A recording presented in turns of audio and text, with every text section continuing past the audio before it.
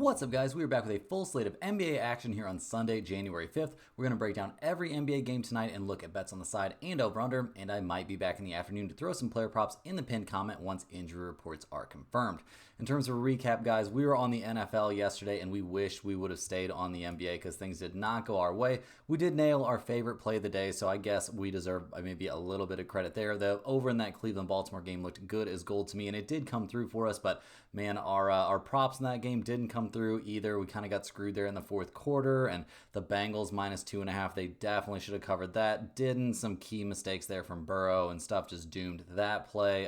Jaceki over 29.5 receiving yards. That one crushed. He had almost 100 receiving yards in the game, or 80 plus or something like that. But other than that, a pretty bleak day out there. Najee Harris getting hurt right there on the cusp of cashing his, rushing yards prop was pretty devastating as well. So a rough day out there. Let's bounce back, guys. We're going to get into this one. It's an interesting little NBA slate. We're still on a pretty decent run. This is the secondary channel. I'm going to have finally a video linked to the primary channel. They were allowed to upload over there once again. At the end of this video, it'll be very easy. You can just click on that video and it'll take you right over there. We're covering every single NFL game on the slate there tomorrow on Sunday. So good stuff cooking over there on the main channel. Once again, guys, let's get after it here on the secondary channel. All of our videos are sponsored by StumpTheSpread.com. We're coming off of another very good day, guys. We had a great day out there in the college basketball streets. And just in general, it's been a very good time to be signed up for a premium membership at Stump the Spread. We have a team of experienced cappers over there for every major sport, currently covering NFL, NBA, NCAA football, UFC, NHL, and college basketball. We've been on a sick run over there the last, like 2+ weeks at this point. So you might want to consider clicking the link in the description, heading over there. If you aren't sure if a premium pick package is right for you right now, just go ahead and try us out by going over there, joining our free email list. We'll give you updates on our results as well as free and sometimes premium picks straight to your inbox. Comment below with any bets you're looking to contain. We'll give you our best advice on all of them. We are committed to responding to every single comment every day. So let us know anything you want to say about my picks, these videos, or anything you see here. As always, our favorite picks will be in the pinned comment down below. Now let's get into our first game of the day here on the NBA slate, guys. We've got an afternoon game, a very exciting one between the Boston Celtics and the Oklahoma City Thunder. The Celtics come into this game fresh off a 109-86 demolition there of the Houston Rockets. They went into Houston, really got the job done in that one. Derek White had a big game. Tatum played well. Pritchard played well. The Celtics really hitting their stride. They've now won 3 out of their last 4 and 4 out of 5 overall. They're 26-9 on the season, guys. This is clearly one of the best teams out there in the NBA. No major shock there. We do see Porzingis likely to play in this game. We also see Jaylen Brown on the injury report, though. That shoulder issue has him questionable for this game. Unfortunately, we don't have more clarity than that. Obviously, his availability is very, very important, especially in this matchup. They need him to guard SGA or really anybody out there. Like, he's a premium level defender. So we'll see what happens here. Not sure of his availability yet as they go on the road to take on the Thunder, who are 29-5 on the year. They're fresh off another win. They won 14 in a row at this point. Their last one was a very, very solid 10-point win there over the New York Knicks. They won that game 117-107.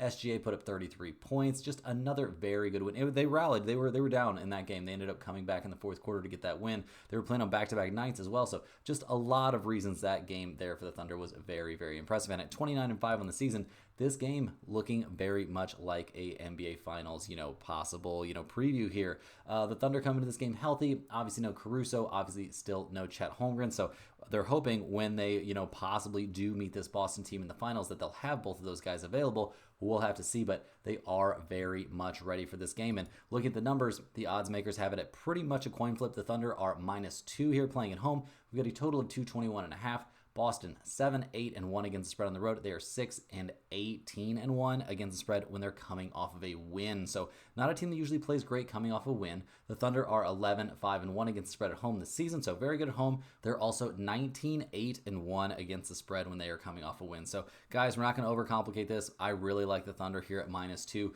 This is definitely going in the pinned comment. It's one of my favorite plays here on this NBA slate. It feels a little bit chalky. It feels a little bit sketchy since, the Celtics are a very good team, but the Thunder playing at home, despite the fact they don't have 2 important pieces out there, I think they find a way to get the job done and win this game by, over 1 possession. Next on the docket, we've got the Charlotte Hornets going on the road to take on the Cleveland Cavaliers. The Hornets are only 7-26 on the season. They lost by 4 their last time out against the Pistons, who, were probably reeling there from the Jaden Ivey situation. So, yeah, we'll see what Charlotte can do here down the stretch, but not feeling too good about this team. In that loss, we saw them playing basically a skeleton squad. No Brandon Miller, no LaMelo Ball. So yeah, not a lot of bright spots out there for the Charlotte Hornets right now. And they come into this game, looks like they're very likely to be without Ball and Miller in this one, possibly also Josh Green. LaMelo, guys, he's technically questionable for this game. I would be pretty shocked if we see him play. Brandon Miller dealing with that ankle issue, he's also questionable. Like I said, I'd be very shocked to see him out there. And Josh Green, guys, he's actually probable. Sounds like he's coming back from that shoulder injury to play in this game. But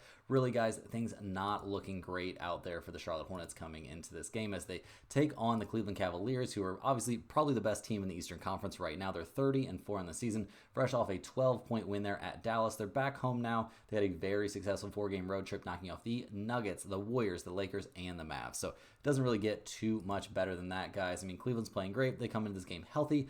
Isaac Okoro still on the injury report. Sam Merrill on there also, but those guys don't really worry me too much. Okoro technically officially out for this game. Merrill questionable there with his ankle issue. They could always use him in there as a sharpshooter, but other than that, not too worried about this Cavaliers team. And neither of the odds makers. Cleveland minus 15 for this game. We've got a total of 222.5. Charlotte 8-7 against the spread on the road, 12-13 against the spread off of a loss. Cleveland 13-5 against the spread at home. They are 22-7 against the spread after a win. Guys, I will definitely take the Cavaliers here. Minus 15 is a lot, so I would understand if you wanted to stay away from this one. I'm not 100% sure if it'll end up in the pinned comment just because it's such a big number, but I think the Cavaliers comfortably handle this game. Also, those two guys, LaMelo Ball and Brandon Miller being questionable instead of confirmed out is annoying. So we'll see what we actually do with this game, but I'm for sure shading towards taking the Cavaliers here at minus 15. Next up, we've got the New Orleans Pelicans going on the road to take on the Washington Wizards. This is actually game 2 of a little home and home series, guys. And game 1, that was played in New Orleans, and the Pelicans got a 12-point win, 132-120. We saw a big game there from CJ McCollum. He went absolutely nuts, putting up 50 points. He was a plus 21. 10 of 16 from three-point range. The Pelicans as a squad shot 44% from long range. They did get out-rebounded pretty significantly, but it didn't matter, guys. Everything McCollum threw up there was falling. Trey Murphy III, not an amazing game by him necessarily. Brandon Boston did play well off the bench, so that's something. Jose Alvarado came back. He gives you lots of energy, but maybe not too much else. He was a plus 16 out there somehow, though, so got to give him some credit. We did see pretty good stuff from Jordan Poole in the game, although only 3 of 10. I'm not going to freak out too much. The Wizards did have a big rebounding edge, so got to give them some credit there. They're not as bad of a team as people seem to think, but yeah, they're pretty terrible, guys. A 6-26 on the season, like there's a reason you're so awful. So we'll see what they get done in this game, guys. Looking at injury reports, we do see Dejounte Murray on there for the Pelicans. He's questionable for this one with right elbow soreness, so that's a pretty weird injury. Definitely feels like a possible. I don't know. It's a weird injury, guys. I don't know what the deal is with that. The Wizards, their injury report definitely a little bit more important. We see Jordan Poole on there. He's dealing with a hip issue. He's questionable for this game. We also see Kubali on there. He is dealing with an illness, so he's questionable for this game as well. Not a spot that I'm in love with, guys, but I do think I'm going to side with the Pelicans here at minus 4.5. Not a lot of trends that can really, steer us in the right direction for this game. I saw New Orleans get the win in game 1. I think the Wizards are very committed to tanking, probably more committed to tanking than the Pelicans are, so give me the Pelicans here at minus 4.5, but no bet for me. Next up, we've got the Utah Jazz going on the road to take on the Orlando Magic. The Jazz come into this game fresh off a 136-100 win there against the Miami Heat. Very, very solid stuff against a very, very troubled Heat team, guys. And that was last night, so they will be playing on no rest for this one. In the game, we saw, very good stuff from John Collins. He came back and played great. Markkanen played well, 15 points. He was a plus 20. Basically, everybody in the starting lineup looked great. And, guys, they got amazing stuff from the bench there from Sensabaugh, guys. He was balling out there, 12 of 18, 7-11 from 3, a plus 18, scoring 34 points. So, yeah, for somebody not very many of you will even have heard of, the dude was out there absolutely killing. So, loved what we saw from the Jazz in that game. I don't know if they'll be able to back it up in this one, but they are healthy coming into this one, except for Jordan Clarkson, who's out, guys. He didn't come back dealing with plantar fasciitis, so we'll see if he comes back, for this game. Seems unlikely to me, though, that will happen. So we'll see what the Jazz can do going on the road to take on the Orlando Magic, who are 21-15 on the season, fresh off a 106-97 win there over the Raptors.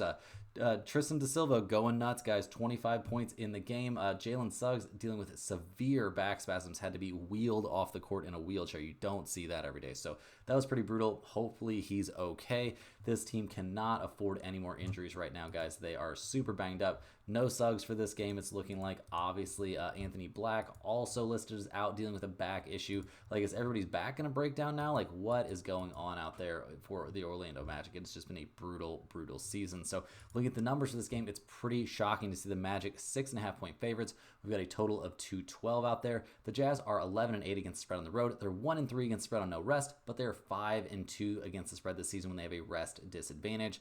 New Orleans, these numbers aren't super meaningful since most of them were acquired before everyone was hurt, but the Magic are 11-5-1 against the spread at home. They're 4-2-1 with the rest advantage. Guys, I'm taking the Jazz here, getting 6.5 points. It seems like they're letting this team kind of play out and, have the ability to win some games, and I think this is another spot where we see that possibly happen against a decimated Magic squad that, their best player is a rookie. We'll see how that goes against the Utah Jazz. So give me Utah on this one and the points. Next up, the Los Angeles Lakers go on the road to take on the Houston Rockets. The Lakers are 20-14 on the season, winners of their last 2 in a row and 4 out of the last 5. That 119-102 win there over the Hawks looks pretty good. The Lakers seem like they're putting things together a little bit. A lot of the reason they won that game was because LeBron played out of his mind, continues to play incredibly well.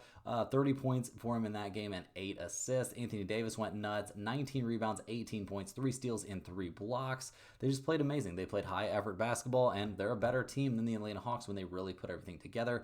Trae Young, 33 points against them, but overall, really liked what we saw from the Lakers. I mean, Dorian Finney-Smith coming off the bench, score 8 points. I don't think that's really the difference maker here. So we'll see if the Lakers can keep things rolling in terms of their injury report. We know, shocker, see LeBron and AD on there. LeBron probable for this game with his foot acting up. Anthony Davis probable as well with his ankle. So it looks like we should have the full strength Lakers here as they go on the road to take on the Rockets, who are happening upon some rough times, guys. They lost 3 out of the last 4. An abysmal showing against the Celtics the last time out, losing 109-86. Yeah, brutal stuff there. They looked really bad in that game. And yeah, I don't know, guys. This Rockets team was showing a lot of promise. All of a sudden, things are not looking quite so good. I mean, Jalen Green, 27 points in the loss, but 8 points from Van Vliet. 14 points from Sengun, not an amazing day from him either. Yeah, this team still missing Amen Thompson, but the good news is, guys, he should be back very, very soon. He's going to be back in the starting lineup here, and the crazy news is that's coming, on the heels of Jabari Smith fracturing his left hand during Friday's shoot-around. So, yeah, that's a pretty brutal hit there for the Rockets, who are going to be out without him for the foreseeable future. But having Amen Thompson back and in the starting lineup, definitely going to be a boost for this team. Looking at the numbers for this game, guys, the Rockets are getting 5 points. We got a total of 218.5. The Lakers 7-10 against the spread on the road. They're 9-10 against the spread after a win. Houston 11-7 against the spread at home. They're 8-3 against the spread after a loss. So I definitely want to lean here towards the Rockets getting 5 points. I do think it's definitely not ideal that they're going to be, less than full strength for this game, but I do think the Lakers are due for a bit of a letdown here, and going on the road against Houston could be a spot for that to happen. So give me the Rockets here getting 5 points. I don't think I'm brave enough to put this in the pinned comment, though. Jabari Smith Jr. is a key part of what Houston wants to do. Last but not least, guys, we've got the Sacramento Kings going on the road to take on the Golden State Warriors. The Kings come into this game winners of their last 3 in a row. It seems like all of a sudden they have turned things around, guys. Malik Monk went off for 31 points in their 138-133 win over the Grizzlies. They're still not playing any defense, but DeMar DeRozan chipping in 29 points definitely helps.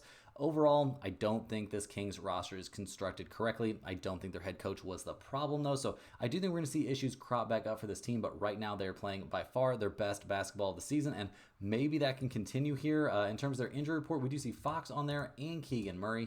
Obviously, if Fox has to miss this game, that's a big deal. And it sounds like he's unlikely to play in this one due to a right glute contusion. So a little bit surprised to see Fox sitting this one out. You never know what that could be about, but Keegan Murray, guys, with his ankle issue, he's questionable for this game. Him being available or unavailable doesn't move the needle too much for me in this spot. So we'll see what the Kings can do here going on the road to take on the Warriors, who are coming off a 121-113 win there last night against the Memphis Grizzlies. So a nice win there for Golden State, but could be a little bit tough for them playing on back-to-back nights. We saw Draymond trying to get into it there at the end of the game. We saw Curry sit this game out. Buddy Hield, 14 points. Wiggins really stepped up, 24 points for him. We got some pretty bad news there for Warriors fans. Kuminga rolled his ankle late in that game. It's a significant ankle injury. He's going to be missing significant time. Lindy Waters had a huge game, 16 points off the bench for him. They did all this without Curry, which is very impressive, guys. Will they have Curry back for this game? That is a very big question, guys. He did not play there on Saturday against the Grizzlies. He could possibly be back for this game. Once we get, confirmation on whether or not Curry's going to play, we'll be able to give you a lot better answer about what we think about this game. It seems like he would probably play, but the last time he played was back on the 2nd, so that all kind of adds up. I do think we see Curry come back for this game, most likely, but we need to know for sure. If he does, I definitely like the Warriors here at -3, despite the fact they're 5-0 against the spread with a rest disadvantage. So we may end up going with the Sacramento Kings either way. It's just a very weird spot to have the Kings here with, Fox out and the Warriors here possibly with Curry out. So we have to wait and see. Injury report is going to be very, very important for this one, but that's my leans for this game. Obviously, very, very dependent. So not going to be putting this one in the pinned comment. Check back. I may end up adding it in much, much later in the day. This could get added in somewhere around, like 5 o'clock Central Time when we find out this injury news for sure. So that's all I've got for this one, guys. Thanks for watching. Comment below with any picture looking at today. Also, get over to the main channel. This is the secondary channel, so subscribe over here if you're not, but get over to that main channel and subscribe. Watch my Week 18 NFL pick video where I go over every single game for the entire NFL slate here on Sunday. A massive, massive slate. So thanks for watching, guys. See you next time. We'll be back tomorrow with more sports betting action.